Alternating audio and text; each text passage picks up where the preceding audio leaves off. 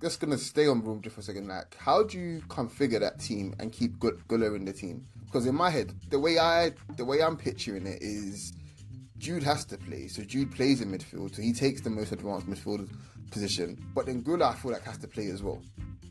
I think if he plays, Bent can't. Basically, is what I'm saying. Well, Trent's not playing right now anyway.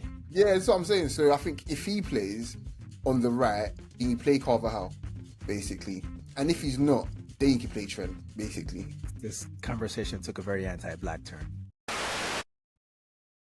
Ladies and gentlemen, welcome back to the Shirtless Plantain Show, your weekend review edition. This is your host, Dean, and per usual, I'm here with the fellas. Tosin, Kinonshale. Cosio, I'm all right. How are you? I am quite well, thank you. Coach, what to do? I'm good. They can't call me coach anymore, unfortunately.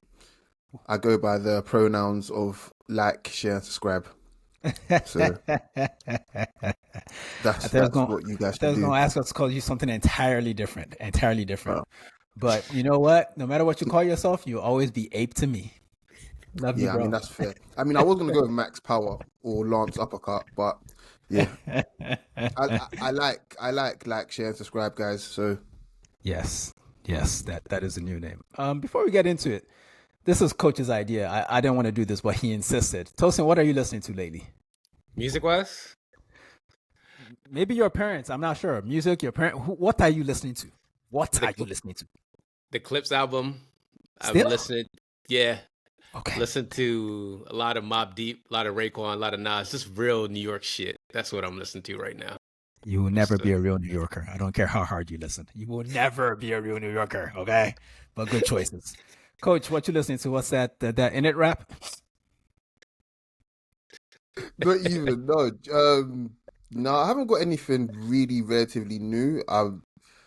I like the new Ghostface in parts. The new L sweatshirt. I'm always going to give L a chance because I just think he's worth everyone's ear at some point. It's all right. The new Evidence is okay. The new Young Nudie outside of the Project Pat tune, I think is whatever, but I love that tune, to be honest. But outside of that, nothing. I've been listening to a lot of classic shit, to be honest. Nothing super new, to be honest. Yeah, fears. I'm still stuck on Alfredo too. Then I don't know. I've been watching a lot. I've been watching a lot of that Joe and Jada podcast. So whenever someone pops up on the show, I'll end up listening to one of their old albums. That's just been happening a lot lately, So, that and Fat Joe's lies. I quite enjoy his lies. Captain. Is the pod actually good? I've watched like 20 minutes of one episode, but is it actually, because I'm curious now. I'm not going to sit through the whole thing, but I also won't do that for any pod that we're not on. So it is what it is, but I enjoy it. And it's nice to hear the OGs talk about shit that we didn't know or shit that we did know and we forgot already, So it's fun. It's a fun listen. But listen to this pod and like, share, and subscribe to this pod. I don't care about no other pods, just this pod. Okay. All right, let's get into it, fellas. Oh, Tosin, what up? I do have a question for you. Is Jadakiss still trying to be Italian?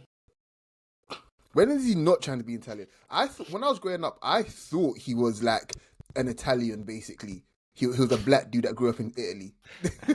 That's Mike. Like, surely he's Italian. Surely. That's Mike Tirico. No, that's Michael Coyote. That's Moise Keane. That's Mario Balotelli. That's who that is.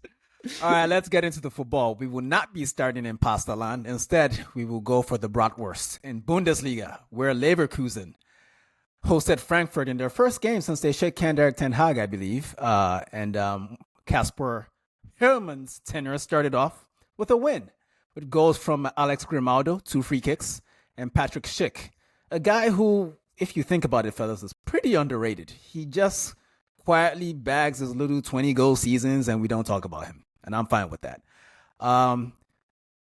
Frankfurt came into this game with maximum points. And Leverkusen got 2 red cards in this game. But still, it was 3-1 to Leverkusen. Tosin, what'd you see? What'd you like? I like the fact that we realized how good Alex Grimaldo is at free kicks. We haven't talked about any good free kick takers in this generation. I think he's up there with the best. He's really, really good at free kicks. And that's the only thing I can say about him, that he's good at free kicks. I don't know what else to say about his game besides the fact he's good at that dead ball set pieces, and that's really it. But they looked up for it. They looked happier. You could tell there was smiles on their face. They weren't burdened by Eric Ten Hag, which is sad to say. Well, not really, but they look happier, and they still managed to win with 2 guys out. So shout out to them. Yeah, that's half the battle. Coach, do players need to be happy to play well? No, actually, I don't think so. but it helps, don't it? It does help. But then I want to say someone like Modric. Do you think Modric is happy? Do you think a 40-year-old man that doesn't want to be his family is happy? Actually, not. Maybe that's a bad example. Maybe he exactly, is happy, because he's extremely happy to not be near his family. Yeah, that is true. That is true. Oh, maybe you're right. Actually, you do need to be happy, one way or the other. Even if you're ducking family responsibilities. Yeah, I think so. Yeah, I can't think of a thing that will make me happier. Let's move over to Munich, where Bayern hosted Hamburg in a long-delayed clash between 2 of Germany's biggest and most historic clubs. But this one was over as a contest by the 3rd minute, Coach, when your boy Serge Gnabry playing as a 10 this weekend. Didn't see that coming. Nutmegged the left back and blasted into the roof of the net from a very acute angle. Very impressive. The rest was academic, as Bayern just targeted that player on the left flank over and over again, and it was 4-0 by the 30th minute. Any insights from this game, Coach? This is just the usual. The Bundesliga is the warm up for the Champions League for Bayern Munich. This is just the usual. Once the Champions League kicks in, Bayern Munich just seem to find the groove and be like, okay, we'll win games by the 30th minute, and then we can get ready for a game in the Champions League. Look it up, guys. It happens every single year for the last 15 years. Like, they use the Bundesliga to essentially tune up for the Champions League. That's what it is. So it's not the worst thing ever. If no one is going to compete, then you might as well use it in the right way. Tosin, random question: where do you think Bayern would finish in the Premier League over the course of the season? Top 4. That's it. That's the Yeah, easy answer. I need a position. I need one position. Pause. I'll say they'll finish like 2nd or 3rd. I don't think they'll win. I think that they're talented enough to hold their own, but I just don't think they have the right oomph to get over that line to win the Premier League.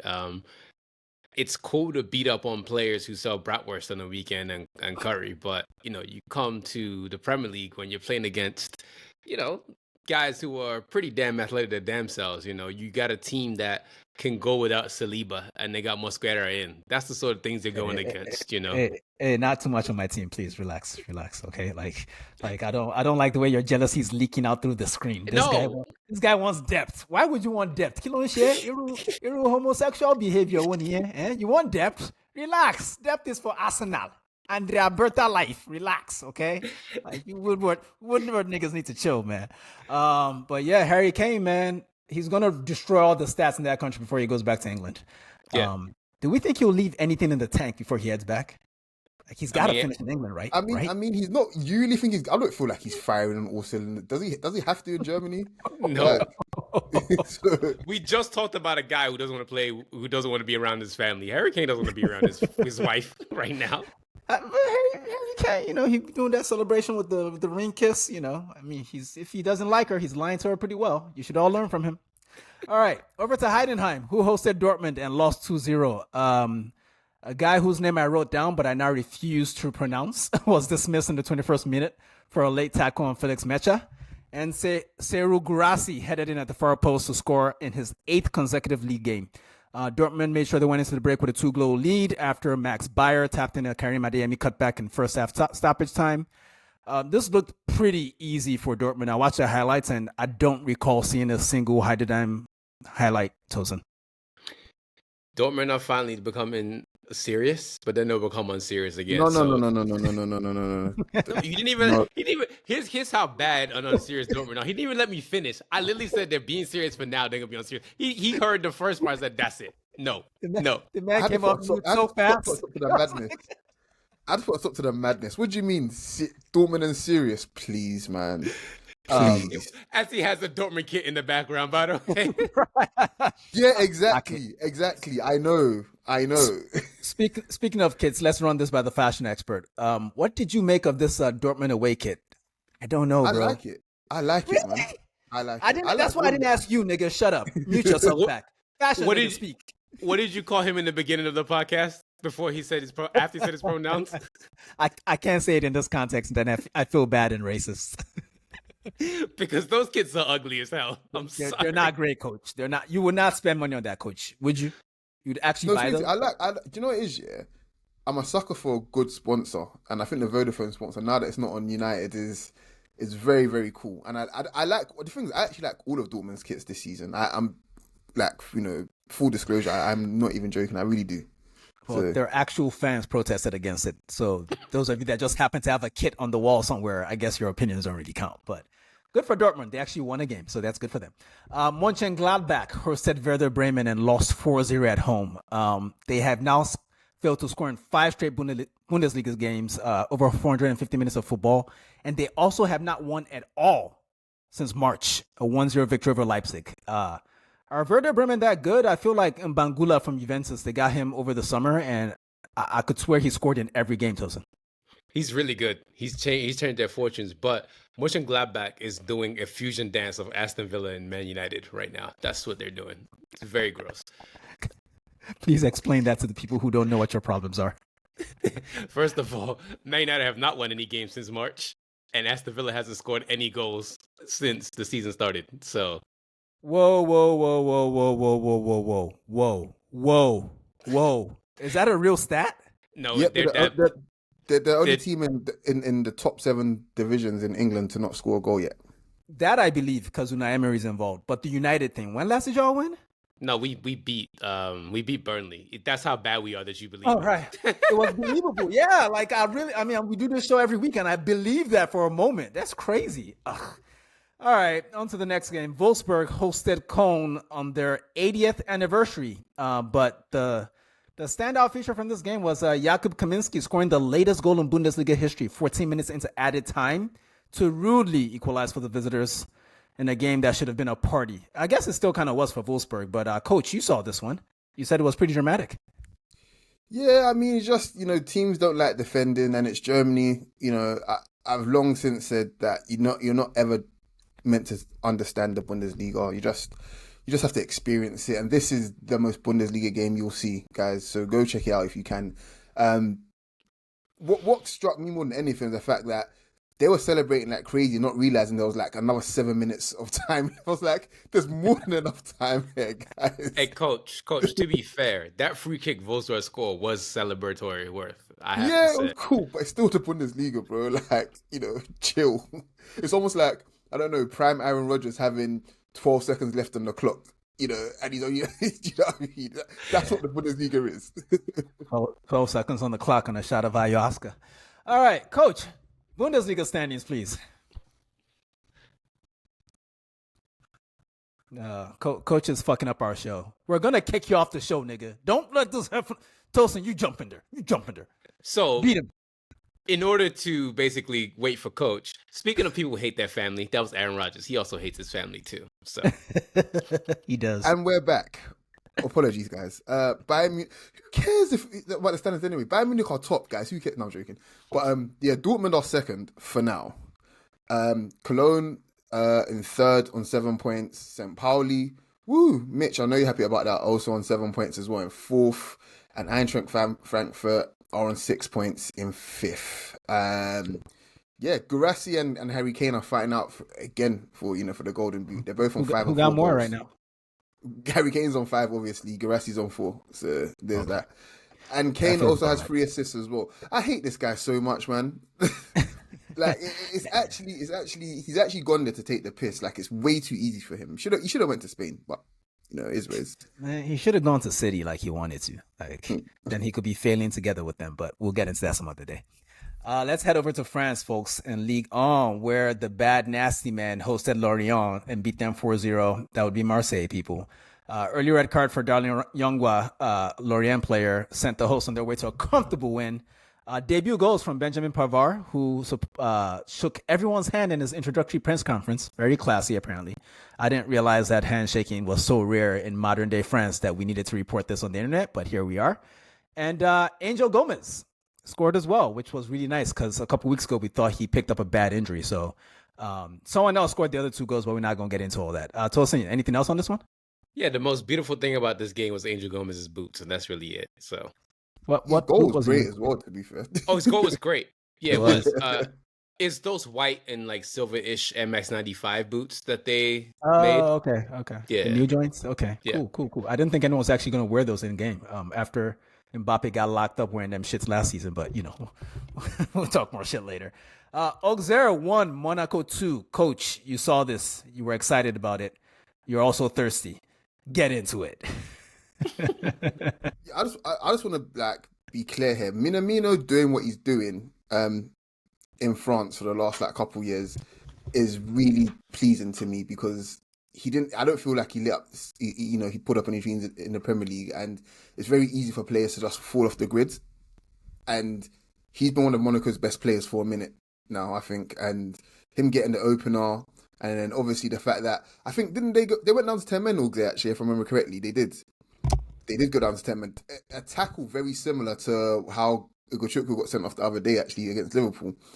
And then they somehow got a winner from a teenager, Monaco in the end. So yeah, so shout out to them. But yeah, good to see. I don't know. Someone can update me on Balogun. I don't know if he's fit or not, but every so often, like I remember he exists, and I just want to know. I just want to know that my son's doing okay. He scored for USA. He did. Okay. He did. And That's I imagine, good did he to know. play in this game at all, guys? Do you know? I don't think so. I can't remember. It makes sense. I think he went on an international break to a part of the world that's a little further away from the rest of his teammates in Europe. So I can imagine that they probably arrested him for this one. But I think he hasn't been sparking like he was when he got sold to Monaco and when he first got there. But I think he's going to be past those injuries pretty shortly, and he should be good to go. Tosin? I do have some fashion nigga takes from this game. Monaco's blue kid is beautiful. Love that kid. Really, really good kid. Oh no, he did start Balogun actually. Yeah. Oh, there you go. There you go. I should know these things as the host of the show, but I don't. And I don't care. Someone fight me.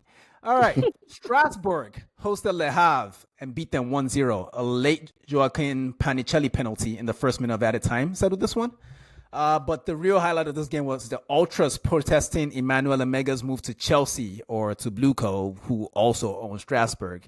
They essentially told him to give the armband up, and I kind of feel as if they were targeting the wrong person. It's not like the things that are happening at Strasbourg are not the players' faults, and Liam Real Sr. tried to tell them as much, but, Ultras don't listen to nobody but Ultras.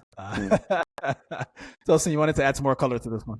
Yeah, someone who I follow on Twitter.com or X.com as is now known said he's at the game. It's Twitter. Yeah. Nigga. Twitter. Good. Stop that. Okay. So he said in the first 15 minutes, you could hear a pin drop in the stadium. You couldn't hear anything for those first 15 minutes. Yeah, the Ultras have been doing that for a while now, ever since not ever since the sale, but shortly afterwards, because they're definitely not happy about being a cog in a multi-club ownership structure, so. Yeah, that's all. So. Oh, that was it? Oh, my bad. Yeah. That was the color. All right. Strasbourg 1, Le Havre 0. On to PSG. No Dembele, no Doué, no problem. They beat Lens at the Parc des Princes thanks to a lovely brace from Babyface Ray, a.k.a. Bradley Barcola. This made PSG's 35th straight home game with a goal. We also saw in this game the very rare indirect free kick in the box. Florian Thauvin shot got saved by Chevalier. We also saw an injured, he broke his collarbone, I believe, Luis Enrique, who also shaved his head, jacking Big Sam swag, because people giving him props for watching the game from the stands and coming down during the. I'm like, Big Sam was doing that back in the 90s, nigga. I'm not giving you props for that shit. But, gosh, they also lost Kvaratskhelia, Lee Kangin, and Lucas Beraldo. Coach, this Club World Cup, it's really going to cost these motherfuckers, isn't it?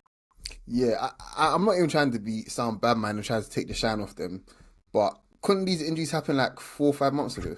Like, seriously, like that's how. You're a nasty man. You're a nasty man.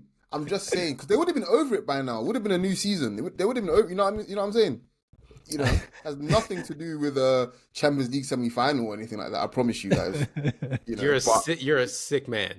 I'm just saying, it's ridiculous how these things go. Like, now you want to be injured. Now you want to be fatigued. Like, 3 games into the season. Where's your class? Like, seriously, man. Life's about timing, fellas. Life's about timing. They do have some good class, though, PSG. They had a really good tribute to Presnel Kimpembe, who left the club icon. So Presnell got a really good send off, and it was really nice. They had a big tifo for him, and he got to do a little lap, so it was nice. Yeah, it's crazy how they keep getting rid of these motherfuckers that did so well for them while they're not playing. Like Gigi Donnarumma got a nice one the other week too. Who they're sending out next week? Who? I don't know, but I I don't do know. know that Luis Enrique said that he told Neymar to his face, "It's good for you to go." Well, I mean, who's surprised by that? It's Luis Enrique, So, all right. Ron hosted Lyon, and this one ended 3-1 in favor of the home team. But the highlight here is teenager Kader Meite came on for Brie Lembolo in the 69th minute. Nice. Thank you, sir. And he impacted the game by forcing the very impressive Tyler Morton into a red card and scoring the third to wrap this one up in a comeback win. Rennes have now won 6 of their last 9 games. Nice. Against Lyon in Ligue 1.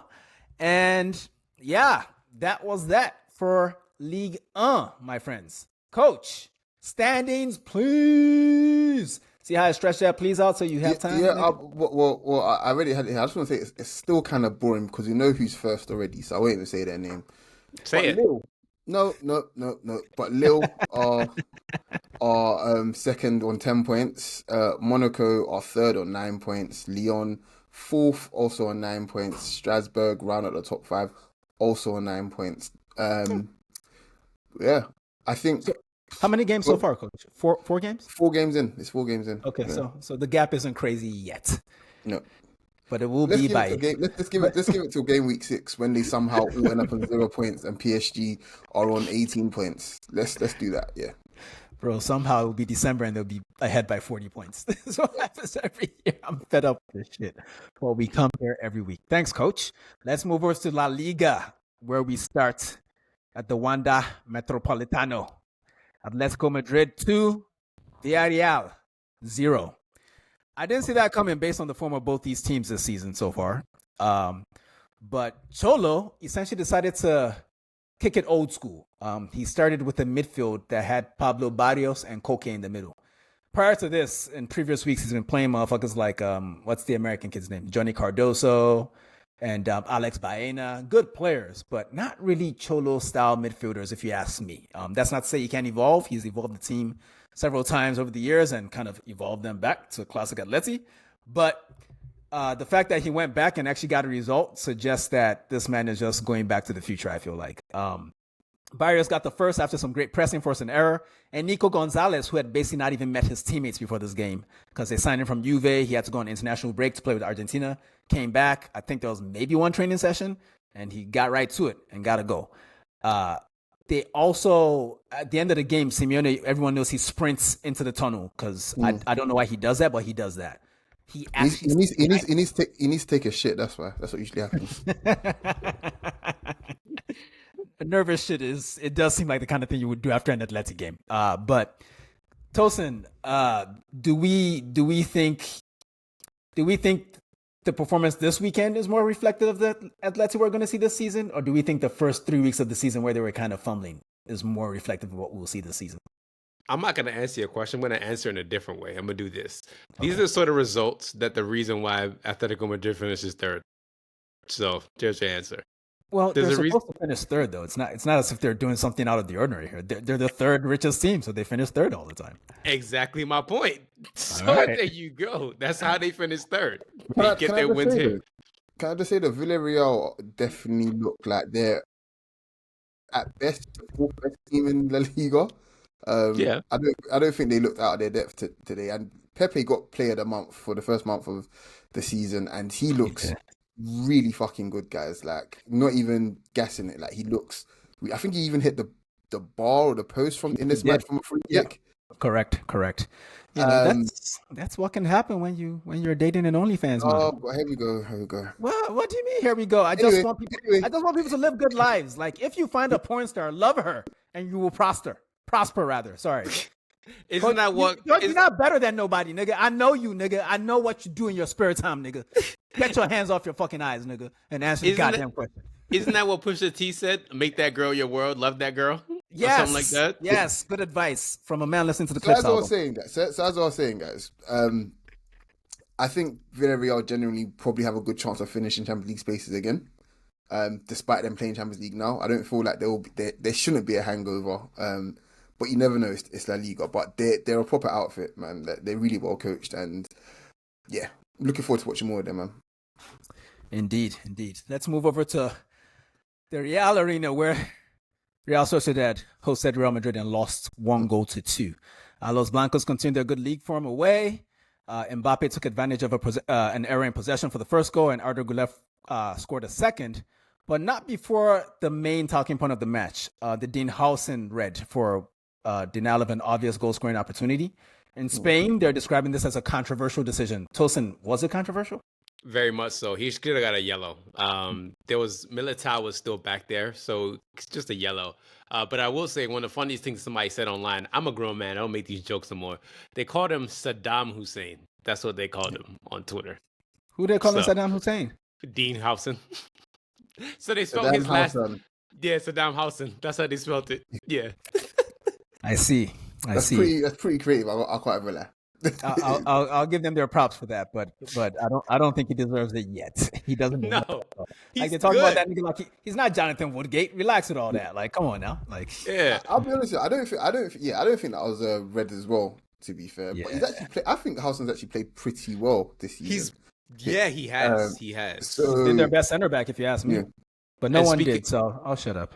Rudiger is out for 3 months. By the way, he got an injury. So, yeah. I wish him the best. I hope he comes back as quickly as possible. But that is a definite bonus for Real Madrid. Yeah. One thing, Mbappe, right? Yeah. He's figured it out. He understands. He understands it now. That assist he had to Arda Güler, I was like, yeah, you're comfortable. And he's growing his hair out, and I was like, oh, this nigga's on a different level. Okay, no, good for you. His hairline is just walking backwards. Okay, this is also true. Nothing special. Like, he's just doing what he needs to do before he loses it all or goes to Turkey. Which I respect. Am I ready to give him the he's figured it out tag yet?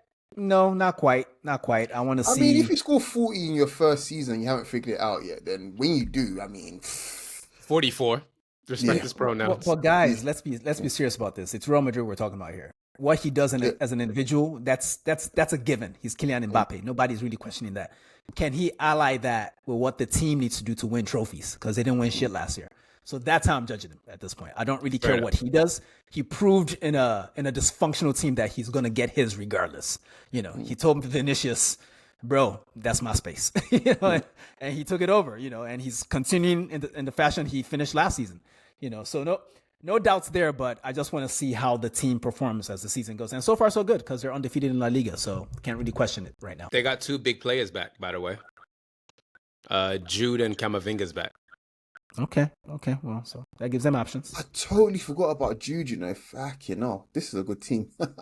I mean, the question is, how does? A lot of coaches are dealing with this now because you want the depth, definitely. Like Tosin, all the coaches want the depth. However, how do you balance that? I feel like at Real Madrid, because that's a locker room that's been notorious over generations for having a lot of egos, a lot of good players, big players. I know Xabi has the aura and all that, but I do worry for how they're going to balance it. Like, I think it's easier for, not to get all narcissistic about it. I think it's easier for Arteta at Arsenal, because a lot of the players there haven't quite done anything yet. But these guys are like elite players that have already won things. Like, who's sitting on the bench, bro? Like, unless people are hurt. If you're just going to stay on room just for a second, like, how do you configure that team and keep Güler in the team? Because in my head, the way I'm picturing it is Jude has to play. So Jude plays in midfield. So he takes the most advanced midfield position. But then Güler, I feel like, has to play as well. So I think if he plays, Trent can't. Basically, is what I'm saying. Well, Trent's not playing right now anyway. Yeah, that's what I'm saying. So I think if he plays on the right, then you play Carvajal, basically. And if he's not, then you can play Trent, basically. This conversation took a very anti-black turn. Yeah, I'm just saying, man. I'm just disappointed, man. I can't stand these apes, man. They just be out here like fucking up my day and shit. Fuck out of here, bro. All right. Athletic Club hosted Alaves, and this one got settled by a goofy-ass goal from Denis Suarez. He came off the bench at halftime, and his deflected cross deceived Unai Simon, and all 3 points went to the guests. Tosin, anything else interesting happened in this goddamn game? Excuse my French people. No, not really. Yeah, I watched quite a bit of it, and not a lot was happening. And I was like, man, I deserve to do better things on my weekend, like go to brunch with like pretty girls that like hookah, but that's neither here nor there. Let's move over to Barcelona, who played in what looked like a high school stadium, but the atmosphere was banging, fellas. It was loud in that bitch. Yeah. You know, I think that's where the I think it's called the Johan Cruyff Arena. Yeah, it's the Where training their ground. Yeah. teams may play or their training ground is or whatever it is. They have to get special dispensation from La Liga to use the venue because apparently it doesn't even have like, I think the limit for a La Liga stadium has to be 8,000 spectators. And this place only has like space for 5,000 or 6,000. It's 6,000, yeah. 6. So they have to get special dispensation. 6-0 though. Didn't really matter how big the stadium was. But Tosin, Lamine Yamal did not play in this game because Hansi Flick mentioned that he had to take painkillers to play for Spain in midweek. What the fuck is going on, man? We've seen this happen before. Are they doing it again? We said this when he started playing at 16 and 17. We're just like, we all know err of caution because they're going to use this boy like a bar of soap, and we've seen it. I did see that they said he had a pubic something, and people obviously made their stupid ass jokes about STDs and shit. You guys are terrible people, and God is going to punish you. Stop talking about a child like that. But yeah, it's a lot of minutes for a young man. He just turned 18, and you know, I just don't want him to be 25 and out of football on kites and not streams. You know, that's what I don't want for his life. We shall pray. We shall pray. Coach? I think Barcelona are just fantastic. And I'm really eager to see them make a deep run in the Champions League as much as I dislike them. Like, I already know how it's going to go pretty much in La Liga, but I want to see them against a team that has very pacey players that can essentially make them think twice about that high line. But when they have the ball, they probably might be the best team in Europe, to be fair. Fermin, you can't tell me what foot he is. You know what I mean? Rafinha is actually, you know, close enough to being both-footed, even though I still think the left foot is still his actual wand. Rashford is slowly but surely putting it together there. You know, still a little bit of kinks to iron out. But everyone says it playing for Barcelona, especially when you come from England, you have to readjust so much playing for them. Like, it's not the same. It's just, regardless of the coach, it's the education is always, all the coaches that come to manage Barcelona, they all have to respect the actual, you know, at least the in possession game. But he's doing fine. Pedri is, yeah.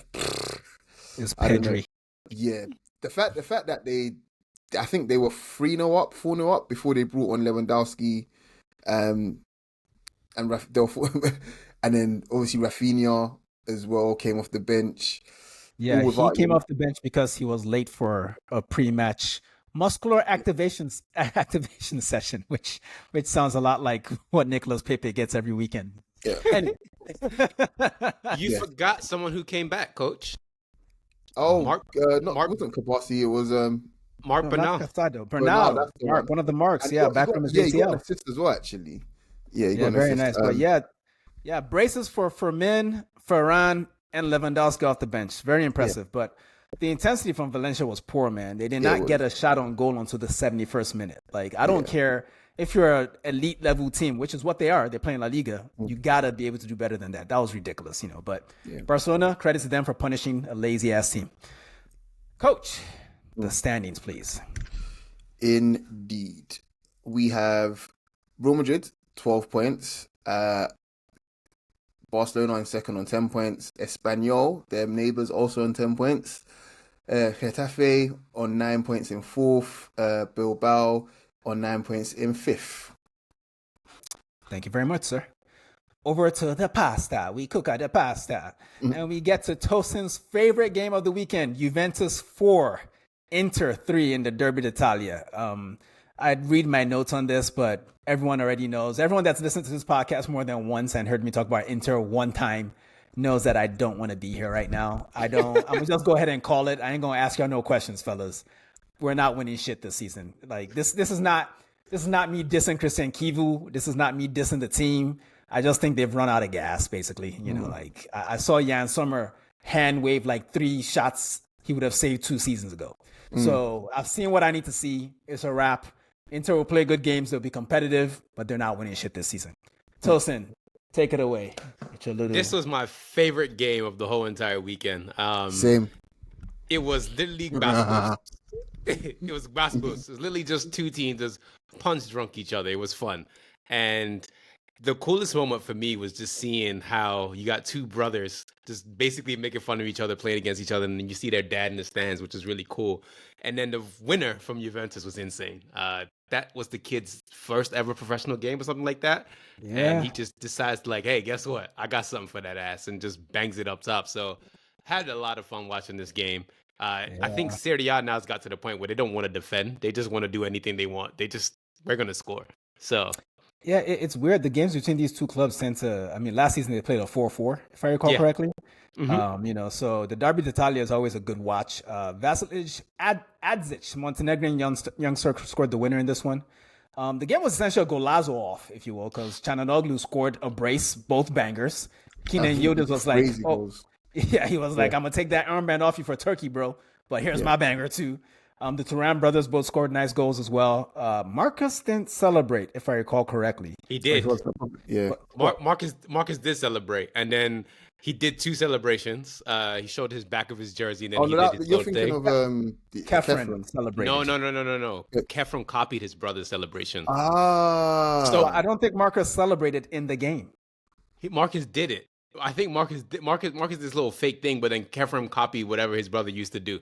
So he went, It was funny as shit. So the point I'm trying to make is that I was right. I'm always right. Okay, never do that again. I'm always right. Do you know what, guys? I just want to ask them, what is it with all of the? I think only Germany and Spain haven't done it yet, but France, you got the Le Classique this weekend coming, and in England, you've already had Liverpool versus Arsenal. You had the Manchester derby. And you've got the Derby d'Italia just gone just this weekend. What is it with all these big games like within the first month of the season? Like, what the hell? I'm not a fan of it, and I can't really think of any logic beyond. It's probably just the broadcasters wanting a hook early on to get people to start watching. Because the big games carry the rest of the games essentially for every league. If you got a big game early, where like in Italy, for instance, this morning, all the media folks are probably pretty happy. A 4-3 game between Juve and Inter. You can sell off that for a solid 3 weeks right there, even if there's other shit going on, So I imagine that's what it is. But like you, I'm not sure I'm a fan of it because these teams are not even what they're going to be yet until, I don't know, late October, early November is when you're like, okay, they're good. They suck. Relegate them, So it's a shame, but I don't know. Based on the way this game went last season, I'm not sure that we missed out on anything in Italy. The Arsenal-Liverpool game, maybe we missed out on something. Those teams were a little undercooked. But these guys, this is just what they do. I already wrote Inter off. Tosin, am I being too reactionary here? Or do you think Christian I'm right? Keeble sucks. Relax. He's a club legend. Please, chill. He's just inexperienced. He only coached I want to say 13 or 18 games with Parma before he got this job. So, hey, fair enough. I got something for you since you're Inter fan. If you're looking for a coach who likes to play a 3-8-back system, boy, do I have someone for you. No, Oliver Glasner is who I have for me. We don't want what you have. Keep your shit. All right, let's move over to Florence, where Fiorentina hosted Napoli and lost at home 3-1. The defending champs had coach. I'm sending this direct to you. Rasmus Højlund score a goal for them. How does this keep happening, coach? I don't know. I don't know if it was someone from Napoli that said that, they're really thankful to United for, all the dumb shit that they do. Basically, this is what he said. Like, it was an Italian journalist. Yeah, there we go. Yeah, he was just like, thank you, Man United, for just being some suckers for the last 10 to 12 years. Just letting all this talent go. Italian football is benefiting from it. And I don't know I don't know what to make of that other than, they're hoeing you, man. Go on. I do have a take, but I'll let you finish. Yeah, but on the game itself, I'm liking that idea of just Kevin De Bruyne just kind of being what do you call it? A horse let out of the barn just to do whatever he likes, basically. Not Nathan a care home, because we already know who that is, and but won a penalty today. Yeah, exactly. Won a penalty as well. But Yeah, and Højlund I think is a good foil for them along with Lukaku. There's a lot of talent in that Napoli team to be frank. They won't do nothing in Europe because Conte's managing them, but that's not an issue. Yeah, they might retain the league, man. Like that's my early feeling. Yeah, I watch them. I watch Inter, and I give my take. Tosin? Antonio Conte understands something that a lot of Italian fans and a lot of teams don't understand. You need girth and tonnage in that league, and decide to go get all the players in the Premier League that just runs around like Pac. That's what he filled his team with. Anguissa, McTominay, KDB, Erasmus, just a bunch of people are gonna run. I think that midfield is actually silly. Like you got Laboca, Anguissa, and KDB. It's like every profile you want in a midfielder in that midfield, and then you got McTominay on top. They got a bunch of restless on their team, and it's great to see. So, Yeah, I admire them. I feel like they're gonna walk the league pretty easily. Fiorentina might have lost, but Moise Kean won because he's the first top flight football player ever to land a song on EAFC, aka FIFA for you old niggas. So that's impressive. I've heard a Moise Kean song before, and let me tell you something, people. I fucking liked it. It was good. I don't know what he's saying in Italian.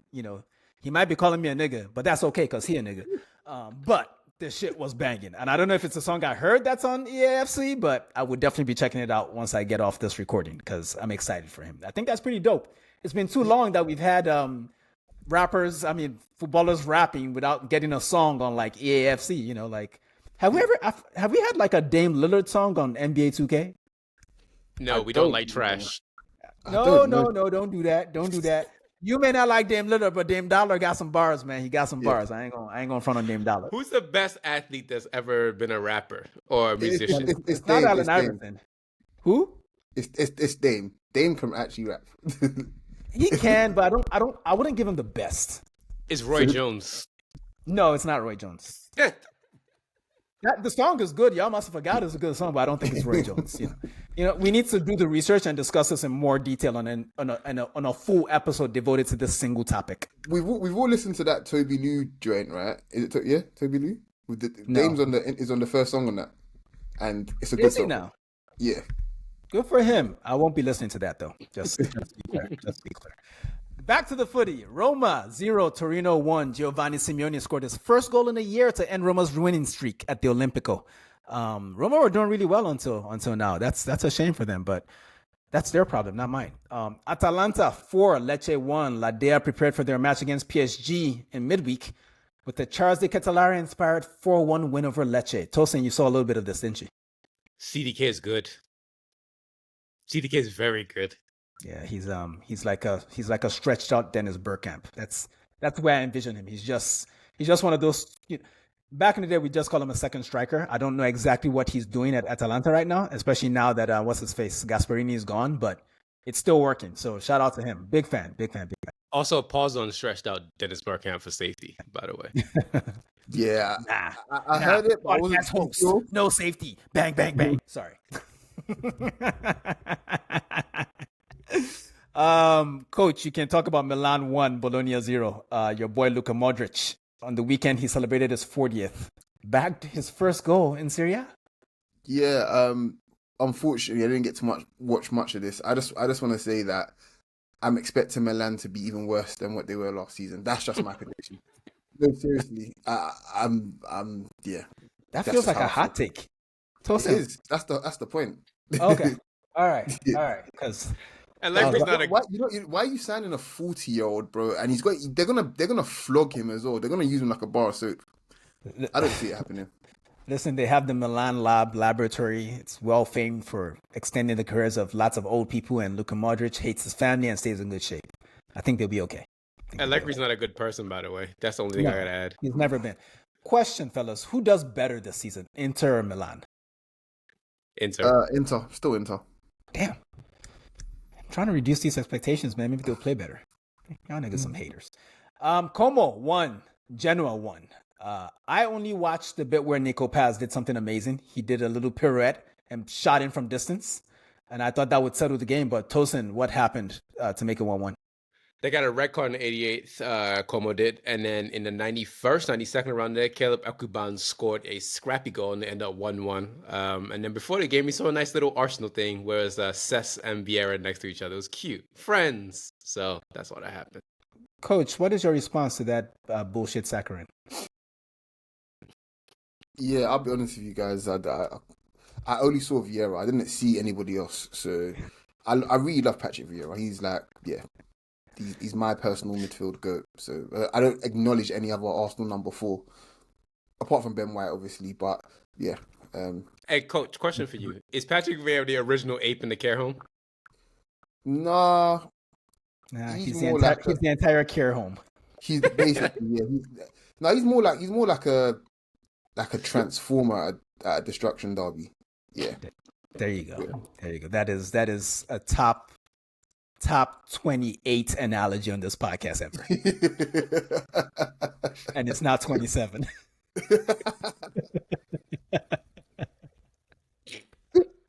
Coach, give us them serious standings when you finish laughing. The favourites Napoli are top along with those fuckers Juventus. Why did Juventus take 2 of my favourite strikers? Why did that happen? Why did we even allow that to happen, guys? Seriously. Hey, by the way, Openda was looking very techie when he came on. He didn't have too much time to do stuff. But I was like, hey, he's a bad boy. There.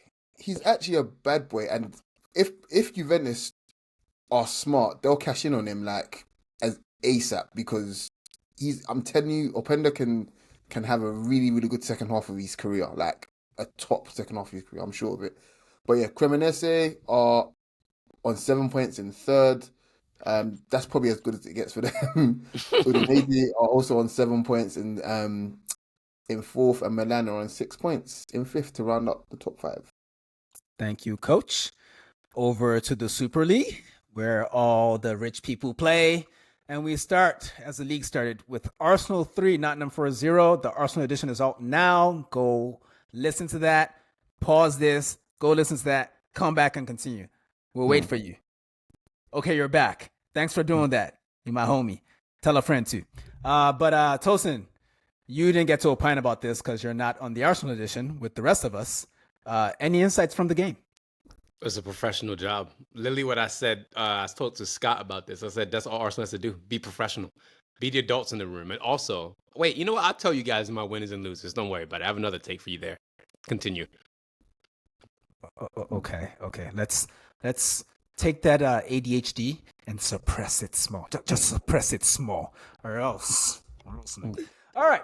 Newcastle 1, Wolves 0. Nick Woltemade scored on his debut to give them all 3 points against a surprisingly nice Wolves team. I don't know if you guys saw like extended highlights. I watched most of this game. I was impressed with Wolves. They just could not convert, but they created a lot of good chances, especially this Rodrigo Gomez kid. Haven't seen much of him. Plan to see more of him. 4 straight losses for Wolves for the first time in club history. You'd expect them to have topped that with Gary O'Neill in charge a couple years ago, but apparently not. Coach, are they, I mean, they're obviously bottom of the table, pointless, but do you think it's looking bad for them, bruv? Yeah, nice. One thing I will say about the Premier League is that it is predictable in the sense of if a team is looking shit, then guess what, guys? They are fucking shit. Like, let's be real. United fans. Honestly, Wolves need to start learning Sky Bet as soon as possible because it's give up now. Like, just give up now. It's done. It's absolutely done. Yeah. That's wild. This was the first Alexander Isak less win for Newcastle since February of 2024. Tosin, I think they kind of came out okay after all the drama. I like Wissa. I like Alanga. I like Woltemade, who had only actually ever scored 1 header despite being 6'6" in the Bundesliga. He starts here with a header. Where do you see them finishing this season? Ooh, that's going to be a top 6 team. Top 7 around there. I think so. Yeah. Wissa's out for like 3-4 weeks, by the way, with a knee injury he picked up during international break. Yeah, they're just relieved that it's not an ACL, so good for him, good for them. He's a fun player to watch. I'd like to see him, but just not against Arsenal. Brentford 2, Chelsea 2 in a West London derby, is it, Coach? Yes, I suppose so. Southwest London is Chelsea. Brentford is not that far from Gunnersbury. West London, yeah, I suppose you can call it that if you like. Yeah. Okay. Well, the big takeaway from me is that long throws are a thing again because that's how Brentford equalized. Fabio Carvalho is his name. Wasn't he at Liverpool for a little bit? And Fulham. And Fulham, yeah. Well, I'm glad he's got his shit back on track because I'd heard a lot about his talents and I hadn't seen a lot of it myself, but he scored the equalizer. But before that happened, Kevin Schade scored a really nice opener where he cooked Tosin. Tosin did not speak. He cooked Tosin. Never seen a Tosin look worse in my life. And then Chelsea took the lead thanks to goals from Palmer off the bench and Moises Caicedo. I know he's a bricklayer, but I got to give him credit. That was a hell of a shot. Hell of a shot. Yeah, it was. But he's still shit. Carry on then, coach. Yeah, I'll be honest with you guys. Genuine question. Again, this isn't me being self-centered, but would Jaco Kiwior be the best defender at Chelsea? I would be the best defender at Chelsea. So yes. No, we saw Kevin Schade cook you. Okay, you would not be anything. But yeah, it just got me thinking that we need to actually start looking for some receipts now, because £3 billion and you ain't got two defenders to rub together. Pause. Seriously, where's your goalkeeper? Where's your defender with £3 billion spent? Hey, coach, go on. You've seen The Wire, right? Yeah, of course, yeah. Dean, you've seen The Wire, right? Of course. Don't disrespect me like that, please. All right, so there's a specific quote where the guy says, "When you follow the money, you don't follow the drugs, you follow the money. You find what you're looking for." So that's all I have to say on that. Yeah, but when you spend £6 billion, the point I'm making, when you spend £6 billion, you expect to be able to spawn one world-class defender, even a good defender. There isn't one there. There just isn't one. And they're all at Strasbourg. Maybe. Who the fuck knows? Yeah, it is strange though that their squad is so imbalanced from a quality standpoint, given the amount of money they spent. I know coach has been harping on this for seemingly months now, but it's fucking weird. You don't spend that much money and not have two good central defenders. That's crazy. When you look at Fofana's healthy again. That's good. Yeah, that is true. When you go through the squad, right, position by position, so defense, midfield, and attack, you might find 4 really good players. You might, and there isn't one outstanding forward at Chelsea. That's the crazy thing.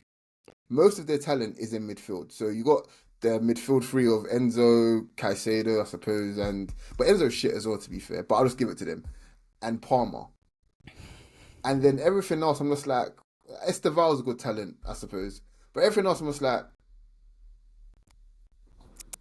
Yeah,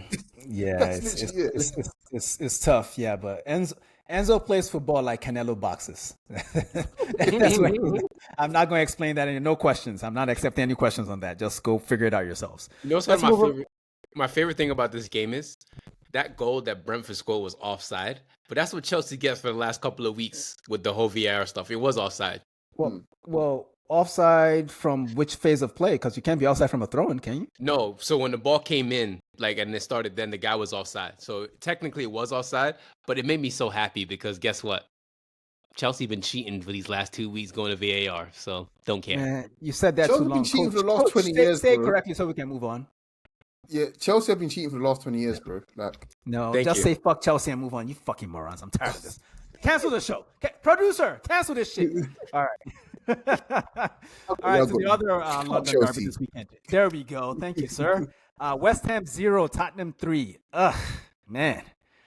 You know, I'm not a charitable man. I don't like people, but coach, I'm beginning to feel sorry for West Ham fans. Does that make me? I know, but every week they're getting flogged at their own stadium and people are walking out in the 60th minute. Good. That's what they deserve, man. Next time here, I'm taking you to a random West Ham game, and you're gonna see why they're the worst fans in the league. They deserve the match going fans at the very least deserve to see that shit every week. They are horrible people.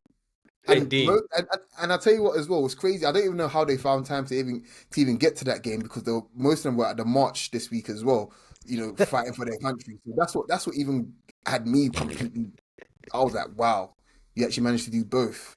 But yeah, they deserve it, man. They absolutely deserve it. They disrespected Sir David Moyes. Yeah, they deserve everything that they get, man. Horrible fan base. horrible fan base. I did see some of the fans say that they got better when they got rid of Declan Rice. So I guess they're enjoying better then. I don't feel sorry anymore. Thanks for fixing me, Coach. Appreciate that. Real quick on the game, Pape Matasara broke the game open with a header from a corner. The marking on their set pieces was terrible all game. Then Thomas Suchek decided to try to amputate João Pelinha, which makes sense because João Pelinha is a police, so fair enough. But the red card meant that the rest of the game was a breeze for Thomas Frank's men. Lucas Bergvall scored his real debut goal because when he scored his original debut goal against Liverpool last season, he was actually supposed to be off the field because he should have gotten a red card. But that's neither here nor there. And Van de Ven, also assisted by Bergvall. 11 goals conceded in 4 games for West Ham. Tosin, you were going to say? I saw a funny tweet. Someone said that West Ham Stadium is an open-air brothel.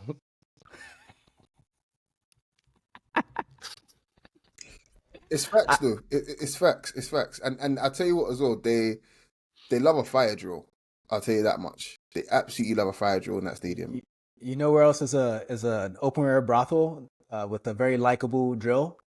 La Ceramica, where Villarreal play. Coach, tell us why. So on to the next game, guys. I saw it coming. I thought. I saw it coming. Let me let him land. And you should have ducked. You should have ducked. Yeah. You could have stopped and you should have unplugged the mic. Bournemouth 2, Brighton 1. Antoine Semenyo scored and assisted in this win. Scored a penalty and assisted Alex Scott. Really nice goal in the first half. Brighton, I forget who scored for them, but it doesn't matter because they lost the game. That said, Iraola used Semenyo in all 3 forward positions in their formation in this game. Tosin, which of the teams above Bournemouth in the table, well, not in the table, but just in status, which of the teams should have pushed the boat out to pay that $70 million for Semenyo that they quoted on the market? I would say my club, but we ruin everybody, so I'm not going to say my club. You niggas need midfielders. Just concentrate, nigga. I'm trying to think. Tottenham.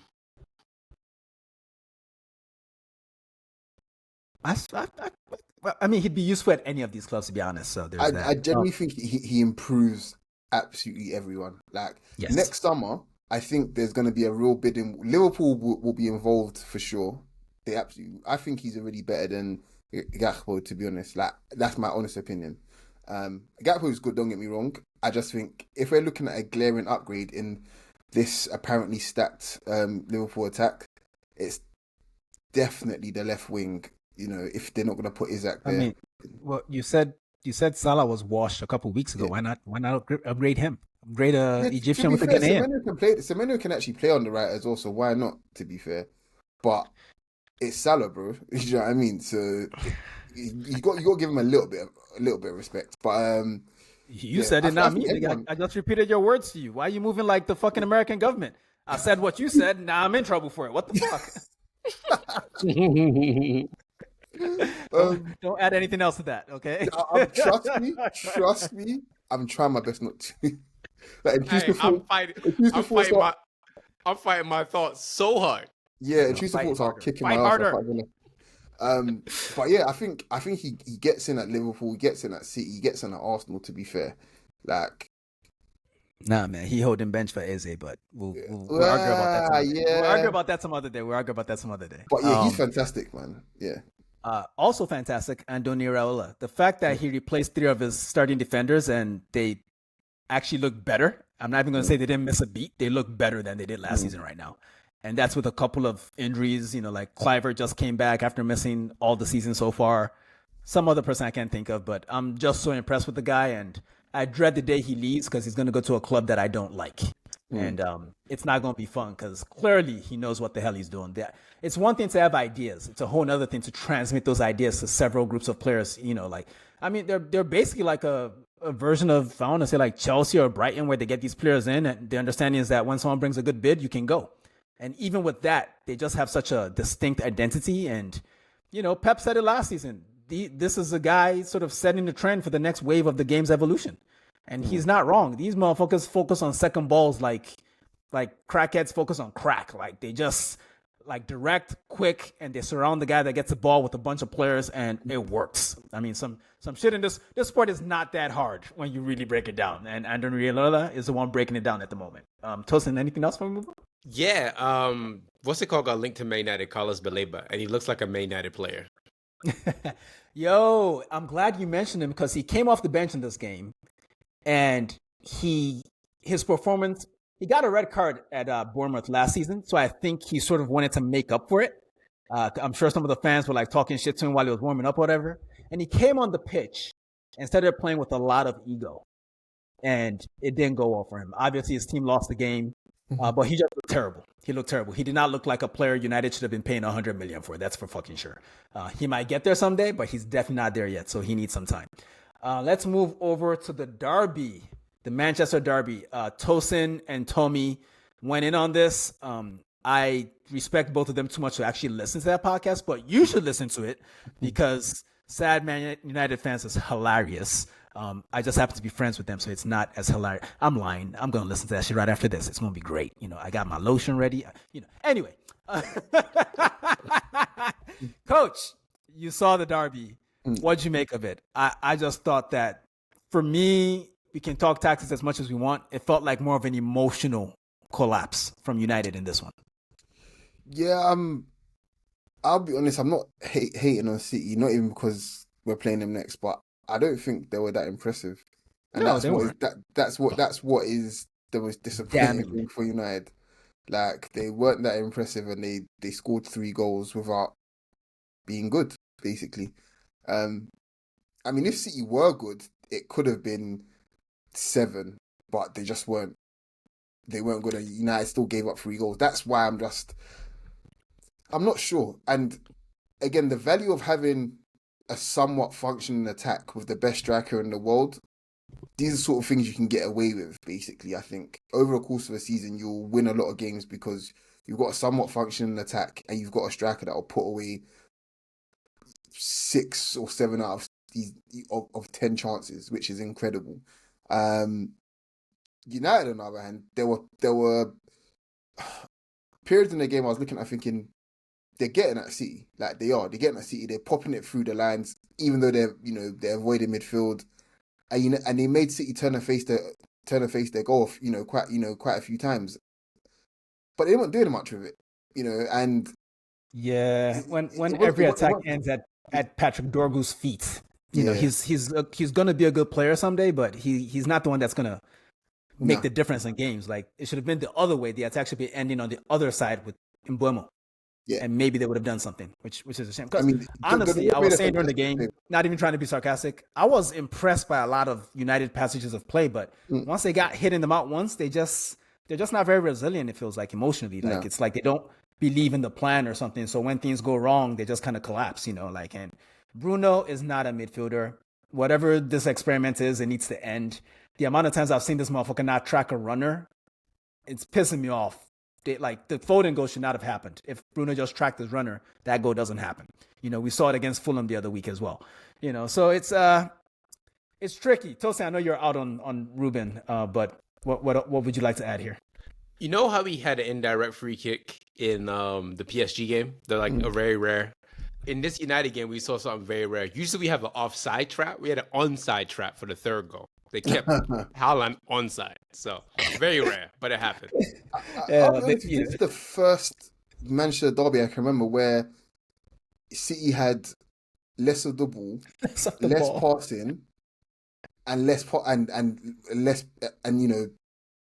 the worst passing accuracy. So it's a couple of things there. I think Pep is evolving, if you like, in a way, but also it's like, why? Like, since when does this ever happen and you lose 3-0?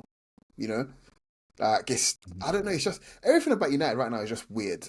It's just really weird. It's weird and sad and funny and funny and funny and funny. Meanwhile, in the other Manchester derby over in Turkey, Ederson and Andre Onana went at each other for various teams. Fenerbahce versus, I want to say, Trabzonspor. Is it where Onana is? And Onana won man of the match, but lost the game, which is pretty typical of his career post-United. I did want to make the point on the Pep evolution bit. For that second goal, United started the second half pretty well. They were pressing very well. City were struggling to build up.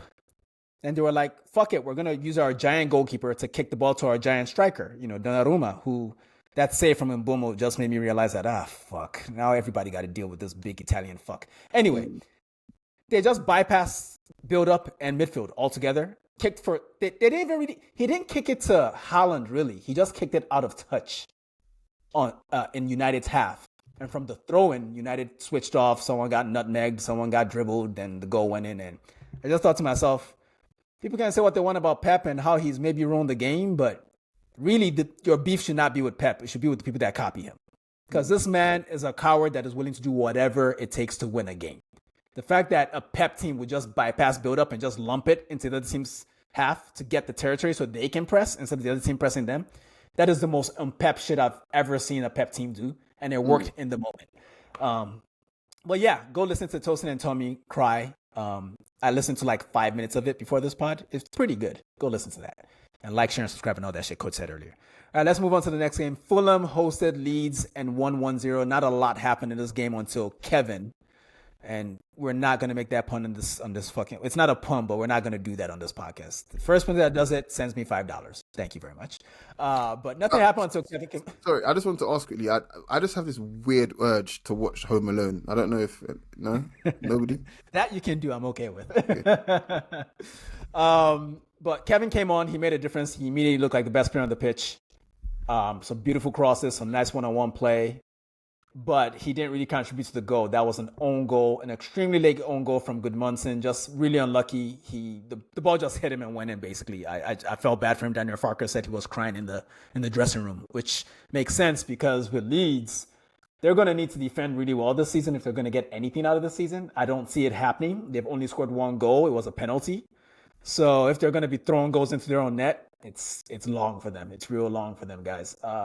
Over to the other boring game from this round of fixtures. Everton 0, Aston Villa 0 in the Jack Grealish derby. Michael Keane, Tosin, came closest to scoring in this game. I think that says it all, doesn't it? Yeah, Michael Keane sucks, according to Coach. No, I didn't say it. He's really rubbish. No, it's according to facts. He just sucks. He's terrible. But yeah, he was the closest to scoring in this game, which tells you all you need to know about it. Villa, as we mentioned earlier, have not scored at all. The only team in... Is it Europe, you said, Coach, or just England? English divisions, yeah. The top 7 English divisions. Thank you very much. Crystal Palace 0, Sunderland 0. Jeremy Pino, the Eze replacement, played well. Crisantos Uche from Getafe played well when he came on. Daichi Kamada played well, but they didn't score any goals. Of course. And Bofila. But they being Crystal Palace have now gone 10 league games undefeated since they lost to Newcastle last April 5-0. Sunderland, I think they're going to be okay, guys. At a bare minimum, their goalkeeper is good. Robin Roofs was the man of the match in this one. Made a lot of really good saves. That's why Pino, Uche, and Kamada could not make the difference in this game because Sunderland has a good goalkeeper. Tosin? I told you. I believe in Sunderland, man. I really do. I don't know why, but I do. You don't got to say it like that. Make you sound a little Tommy Robinson. Like you don't believe in Sunderland. You just think they won't get relegated.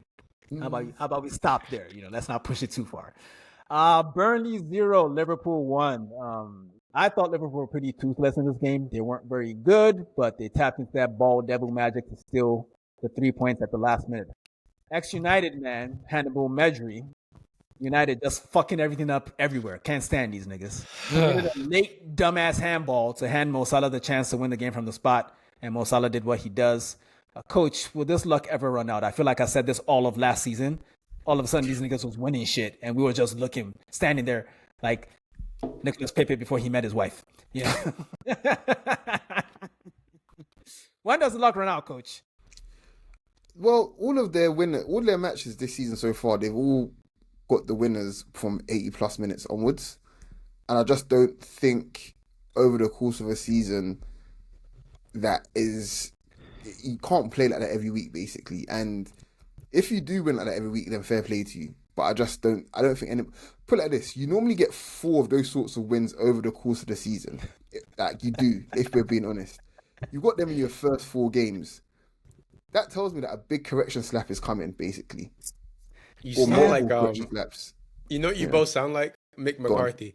It can't go on. It can. It can. It It can. can. No, but Yeah, I for mean, real. if you're a Liverpool fan, you got to be thinking to yourself like, we're winning these games with late devil magic at the end of games, and our best players, Isak, Wirtz. Isak hasn't even played yet. Wirtz isn't playing well yet. Gakpo is not as good as Semenyo, according to somebody on the pod, which I'm okay with.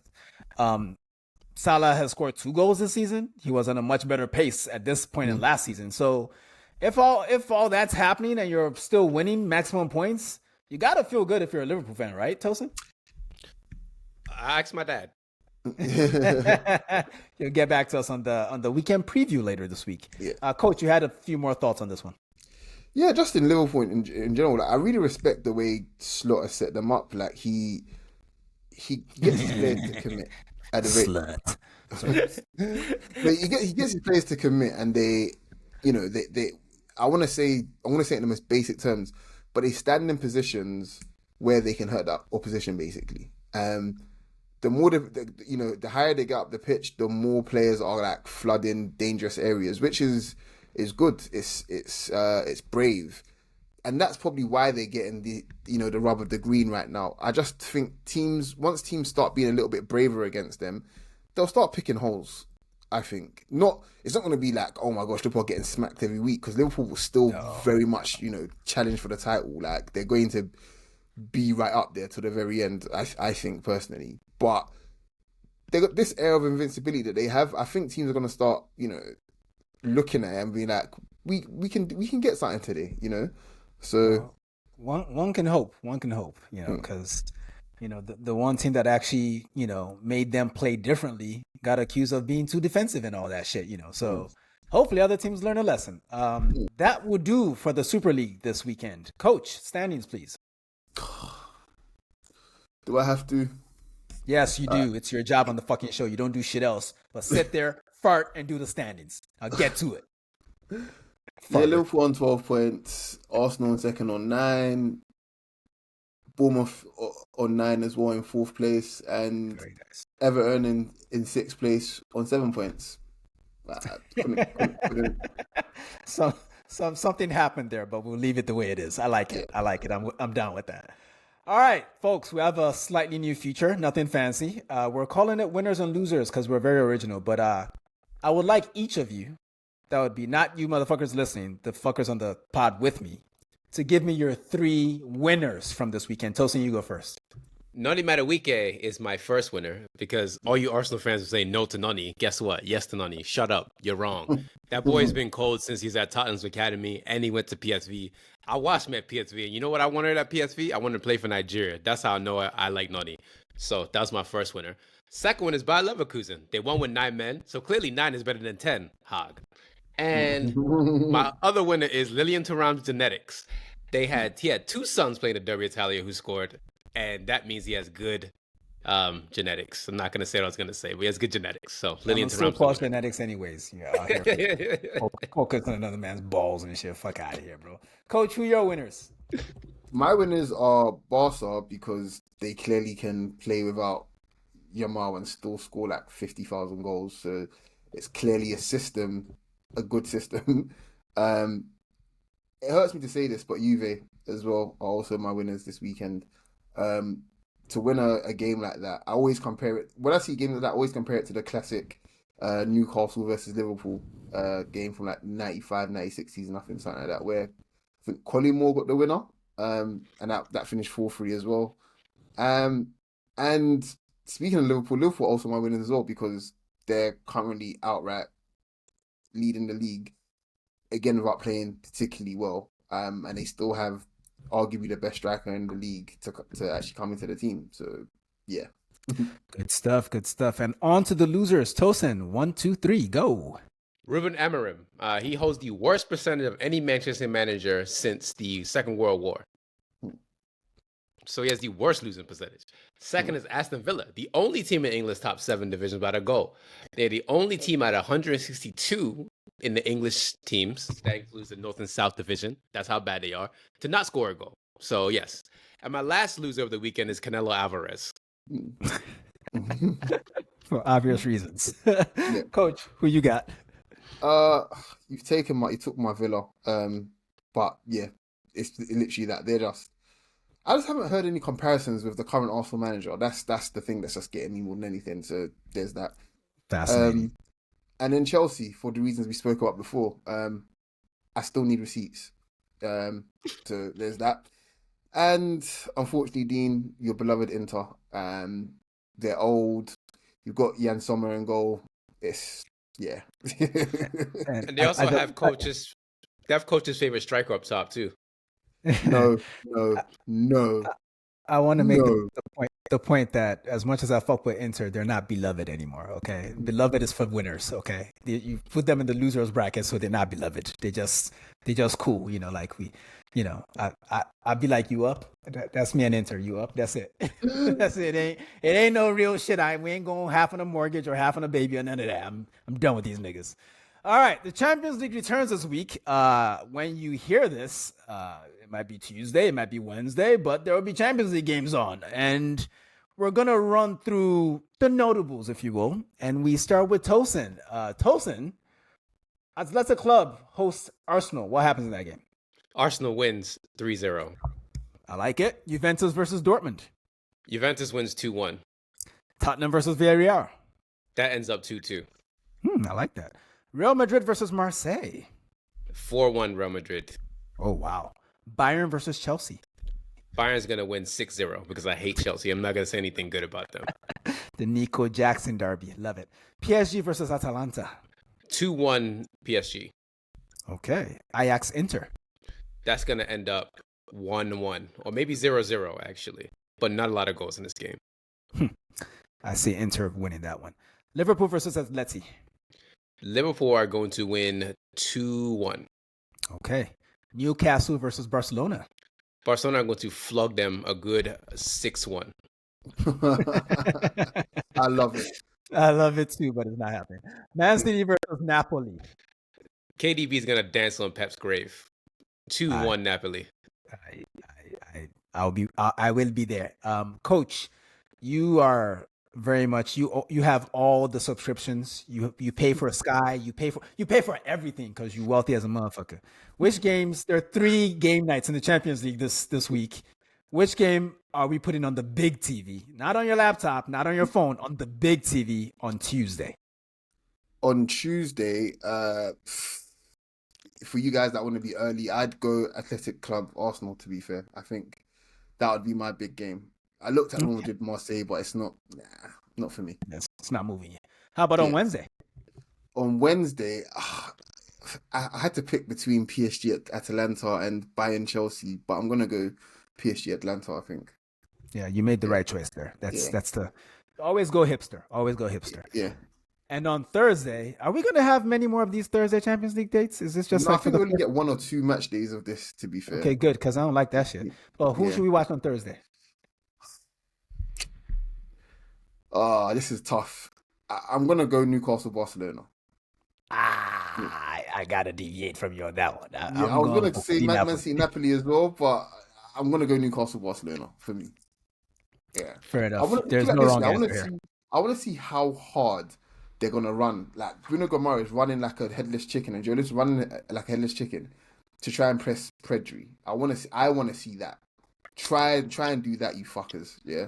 How about that? Coach, I do have a question for you, speaking of Newcastle. I haven't heard from you today about Jason Tindall. How do you feel about Jason Tindall? Man, fuck him. Yeah. Cool. That's all I want to hear. All right. And on that note, I think we've done more than enough. That has been your SPS Weekend review. Thanks for rocking with us. Coach, can you beg the people to do things that will make us money someday? Yeah, please. Like, share, subscribe, and all the good shit. On Instagram, on YouTube, on TikTok, on our Twitter, on our Blue Sky. Comment, talk to us and shit. You know, we all got families and shit, but as you know, not liking your family is a prerequisite for being part of SPS. So we'd rather talk to you guys than to our family. So keep talking to us and shit. Like, share, and subscribe, and all the good stuff, man. Thank you. All right. And on that note, you fellas know what to tell the people. Peace.